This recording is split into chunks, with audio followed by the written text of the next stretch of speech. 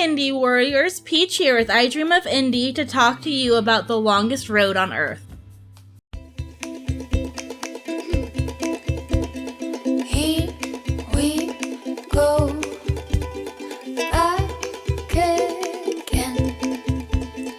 People tend to get really testy when it comes to walking simulators, as many people don't consider them games. And by that logic, this is more of an experience than a traditional game, but it's definitely one I want to talk to you guys about. The longest road on Earth takes about 90 minutes to complete, and during that time, the character will switch through about 6 different characters as they find their stories. With no dialogue or text, each person who plays this game is meant to draw their own interpretations or meanings from it. I can't say what the game will mean to you, or what it would even mean to another reviewer on this channel, but I do want to tell you what it meant to me. This game, in my opinion, is all about loneliness and forgotten dreams and just the solitude and sorrow that comes along with working. I sympathized with these animal characters who had to work full-time or had to spend their day missing family or on a boat or just at an office job they didn't like. It was emotional and heartbreaking, and I think it's something that most people can relate to. Seeing animals use the phone over and over again as their only way to contact people, I feel like with everything going on right now, we can all relate to that and we all know how that feels. It's hard and life is hard, and this game shows that beautifully. Clocks also appeared over and over again, like it was telling you about the time that's passing that you just can't get back. There's also birds that would fly and made me think of freedom that we're all missing. But that's only my interpretation. Someone else could have played it and had a totally different opinion.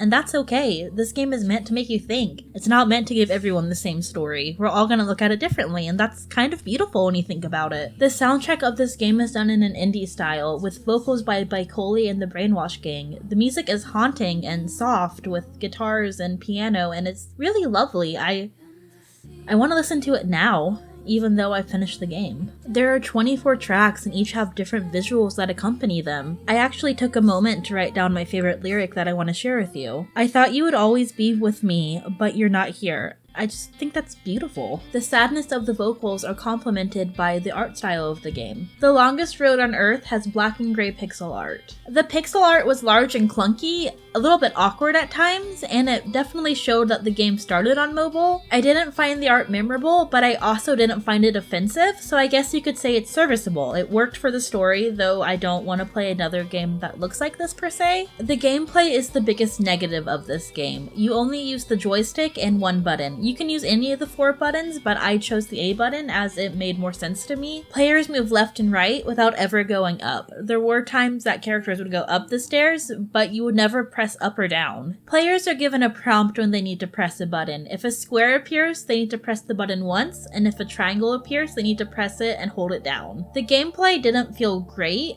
but it didn't feel awful. It really felt like an afterthought. There's not much to do, and there's nothing you can really do wrong besides going in the wrong direction. There's no exploring or interacting really outside of when the prompts appear. With the gameplay only lasting 90 minutes, this wasn't a problem, but I think if it was any longer, the game would be too repetitive. I really liked my time with this game and found it enjoyable, though I can see how someone wouldn't like it. If you're not a fan of walking simulators or experience-based games, I wouldn't recommend it. I have no desire to play this game again. I'll listen to the soundtrack for sure, and I'll definitely download it on Spotify, but there's no reason to come back to it. It's fun, but it's not a game that you can replay.